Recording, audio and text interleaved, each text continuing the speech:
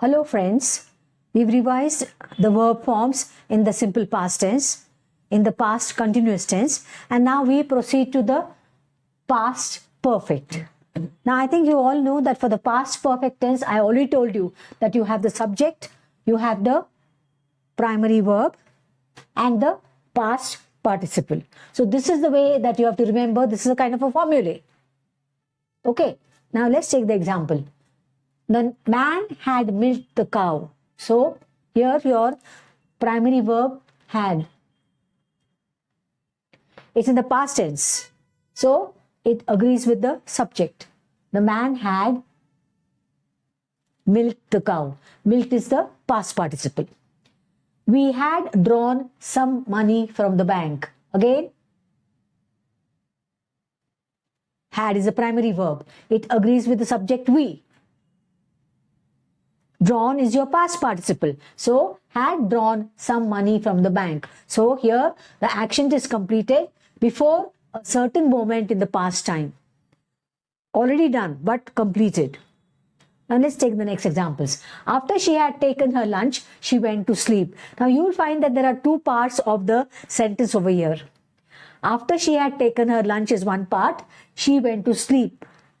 You could also say, she went to sleep after she had taken her lunch. So these are two parts of those sentences. In fact, this is the clause which begins with the conjunction after. So here, had taken. This is the past perfect tense. But in the same sentence, in the clause you have the past perfect, and the latter part of the sentence you have simple past. Take the next one. The fire had burnt down the house before the fire brigade arrived. Now, again, had burnt, past perfect, before the fire brigade arrived, simple past.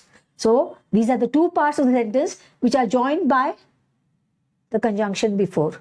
This is a subordinating conjunction.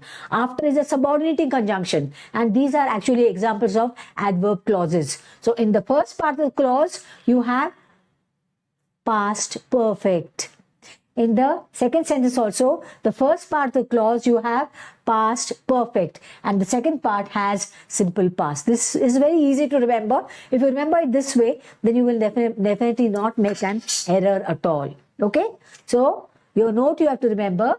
Earlier, action past perfect, the other in the simple past. This is past perfect and the second one is in the simple past. Okay? Okay, now let us affirm what we have learned so far. These are sentences with the incorrect usage. The thief ran away before the police arrived. Which is the verb? Ran. But it is incorrect. So, how do I put it? The thief had run away. Your past participle is run. Your past tense is ran. Okay?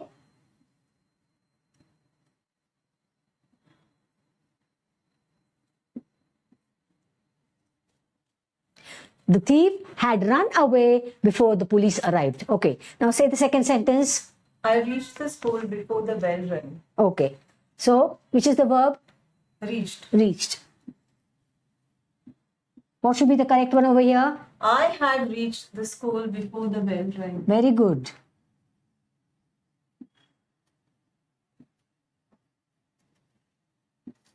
Okay. Take the next sentence. Harry died before the doctor came. Okay. Which is the verb? Died. Died. So what should be the actual verb? Harry had died. Exactly. Very good.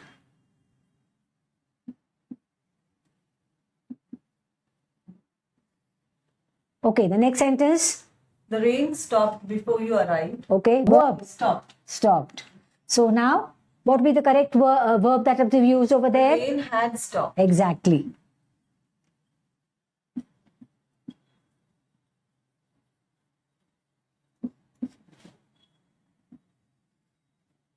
So remember that we have used the past perfect tense form of the verb. The thief had run away before the police arrived. I had reached the school before the bell rang. Harry had died before the doctor came. The rain had stopped before you arrived. Okay, so just remember how the past perfect tense form of the verb has to be used. Clear? Now let's look or take a comprehension about the past tense, but the past perfect continuous tense. It's in the past, the action is perfect, but it's still continuing. It hasn't completed itself. So see, here you have to do subject, the primary verb had, the past participle form of to be, and the present participle. Past participle form of to be only and present participle. Now look at the examples. He had been writing a letter.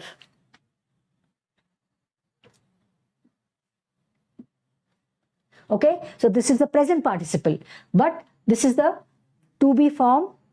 This is the past participle of to be form. Had been writing a letter. They had been digging a hole. She had been singing a song. So this explains to you that you have the subject, you have the primary verb. It could be has, had, it has to be had because it's the past tense. And the past participle form of to be.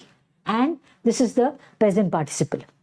Okay, action that began before a certain period of time in the past and continued up to that time. So this is the past perfect continuous. Look at these examples. At that time, we had been practicing for 2 years. I've used the preposition for. Had been practicing. So they say practice makes perfect. So here they have been practicing for 2 years for whatever venture they are going to take up or whatever venture they are going into. They had been building the bridge since 1980. My God, it's 2020 and they have not yet completed. How sad. Okay, so primary verb, the past participle of to be and the present participle of the verb. Okay, so since 1980. Now here look at these two prepositions. In the first sentence I have used the preposition for. And in the second sentence I have used the preposition since. Okay, now since denotes particular point of time, like since 1940, since last Monday, a particular point of time we refer to with the word since. And for denotes a particular period of time. So example, for 2 years, for 2 days, for 2 months, for 2 weeks. Is that clear? So in this case, we are using prepositions for and since, and they have to use according to the significance of the preposition. I hope you have made it very clear to yourselves. Please, if there are any doubts, please keep on asking us so that we can clarify them. And please keep on viewing and giving us the feedback so that we have the boost to do better and better.